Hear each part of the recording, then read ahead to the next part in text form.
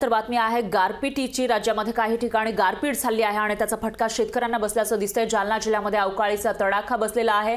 वादळी वाऱ्यासह गारपीट या ठिकाणी झाली आहे। गारपीटीमुळे शेतकऱ्यांचं मात्र नुकसान झालं आहे। कालपासून मराठवाड्यातील विविध भागात गारांसह जोरदार पावसाला सुरुवात झाली।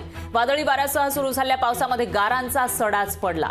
मराठवाडा, विदर्भ आणि उत्तर महाराष्ट्रामध्ये पावसाने शेतकऱ्यांचे प्रचंड नुकसान झालं आहे।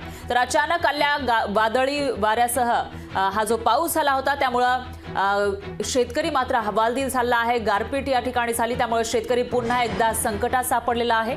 तर या दृश्यांच्या माध्यमातून आपल्याला गारपीटीचा अंदाज येऊ शकेल। अगदीच फराई, यानंतर आपण पाहतोय जालन्यात जरी गारपीट झाली असेल तिकडे अकोल्यामध्ये देखील मोठ्या प्रमाणात आता अवकाळीचा फटका बसल्याचं पाहायला मिळतंय। तेल्हारा तालुक्यातील खापरखेडमध्ये गारपीट झाली आहे, त्यामुळे आता गहू, हरभरा आणि फळबागांचं देखील मोठं नुकसान झालंय। त्यामुळे खरं तर फराई, शेतकऱ्यांची चिंता कुठेतरी वाढत असल्याचं पाहायला मिळतंय। काही ठिकाणी दुष्काळग्रस्त परिस्थिती निर्माण झाली असताना आता अवकाळी पावसानं पुन्हा एकदा शेतकऱ्यांची चिंता वाढवली आहे। अकोला शहरासह जिल्ह्यातील अनेक भागात सोमवारी अवकाळी पाऊस पडलाय, त्यामुळे आता अवकाळी पावसाचा सर्वाधिक फटका हा तेल्हारा तालुक्याला बसल्याचं पाहायला मिळतंय। तेल्हार तालुक्यातील खापरखेड गावात वादळी वाऱ्यासह मुसळधार असा पाऊस झालाय।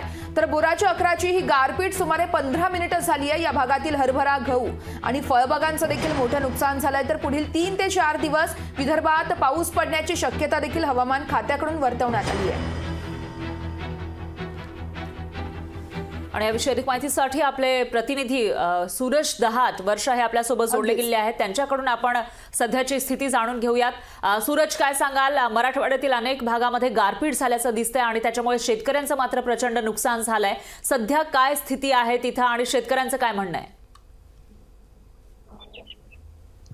निश्चितच फरा, आपण जर पाहिलं तर काल सायंकाळी आणि आज जर सकाळी आणि मध्यरात्री जर पाहिलं तर मोठ्या प्रमाणावर विदर्भातील काही जिल्ह्यांमध्ये मोठ्या प्रमाणावर अवकाळी पावसाचं मोठ्या प्रमाणावर गारपीट झालेली आहे। यामध्ये जर बघितलं तर गहू आणि जो हरभरा आहे, जो आता जो सोंगणीला आले हातातमुळाची आलेला घात जो आहे, जो अवकाळी पावसाने आणि गारपीटमुळे हिरावून घेतलेला आहे। बघितलं गेलं तर बुलढाणा जिल्ह्यामध्ये सर्वाधिक नुकसान झालेलं आहे। बुलढाणा जिल्ह्यातील 13 तालुक्यामध्ये या ठिकाणी मोठ्या प्रमाणात या ठिकाणी नुकसान झालेलं आहे। तसेच अकोला जिल्ह्याच्या तेल्हारा तालुक्यामध्ये मोठ्या प्रमाणात या ठिकाणी नुकसान झालेलं आहे। गहू पूर्णपणे जो सोंगलेला होता तो पूर्णपणे भिजलेला आहे। तसेच हरभरा सुद्धा पूर्णपणे भिजलेला आहे। बुलढाण्यामध्ये जर पाहिलं तर अत्यंत वाईट परिस्थिती, हजारो हेक्टरवर जी आहे, जे गव्हाचं आणि हरभऱ्याचं आणि फळपिकाचं नुकसान झालेलं आहे। त्या ठिकाणी जर पाहिलं तर शेतकरी नेते रविकांत तुपकर सकाळीच आक्रमक झाले होते। त्यांनी जिल्हाधिकाऱ्यांना फोन करून तात्काळ सर्वेक्षण करण्याचे जे आहे ते आदेश दिलेले आहे। आणि काही वेळातच जर पाहिलं तर बुलढाणा जिल्ह्याच्या काही ज्या ठिकाणी नुकसान झालं त्या ठिकाणी शेतकरी नेते रविकांत तुपकर जे आहे ते स्वतः पाहणी करणार आहे। एकंदरीत जर पाहायला गेलं तर शेतकऱ्याच्या मुद्द्यावरून पुन्हा एकदा रविकांत तुपकर तिकडे बुलढाण्यामध्ये आक्रमक होतात का हे बघणं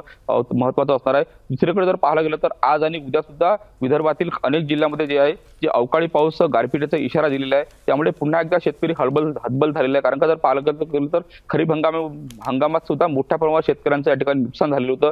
पुन्हा एकदा रब्बी हंगामामध्ये शेतकऱ्यांची जी मदार आहे, जे गहू आणि हरभरा होती, मात्र आता या अवकाळी पावसामुळे मात्र पूर्णपणे शेतकऱ्यांचं नुकसान झालं आहे। पुन्हा एकदा 2 दिवसामध्ये पडणारा जो पाऊस आहे त्यामुळे शेतकऱ्यांचं नुकसान होणार आहे। त्यामुळे जर पाहायला गेलं तर या चालू असलेल्या अर्थसंकल्पामध्ये कुठेतरी शेतकऱ्यांबद्दल ठोस अशी भूमिका सरकारने घ्यायला पाहिजे। का जर पाहायला गेलं तर विदर्भामध्ये सातत्याने शेतकरी आत्महत्या विदर्भामध्ये होत असतात। त्यातच अमरावती विभागामध्ये मोठ्या प्रमाणात शेतकरी आत्महत्या होत असतात। कारण का जर पाहिलं तर मोठ्या प्रमाणावर जे नैसर्गिक आपत्ती आणि अवकाळी पाऊस आणि नापिकी यामुळे शेतकरी सातत्याने आत्महत्या करतो। पुन्हा एकदा या निश्चितच सूरज, एकीकडे पावसाळ्यामध्ये पाऊस झालेला नव्हता, त्याचबरोबर उन्हाळ्यामध्ये मागच्या उन्हाळ्यामध्ये सुद्धा गारपीट झाली होती आणि अधूनमधून गारपीट सुरूच आहे। त्याच्यामुळे शेतकऱ्यांना मात्र मोठा फटका बसताना दिसतोय। अशामध्ये आता त्यांना कशा पद्धतीने मदत केली जाणार ते बघावं लागणार आहे। दरम्यान धन्यवाद तुम्ही दिलेल्या या सविस्तर माहितीसाठी। लोकशाही मराठी ऐका, पहा, जागरूक रहा।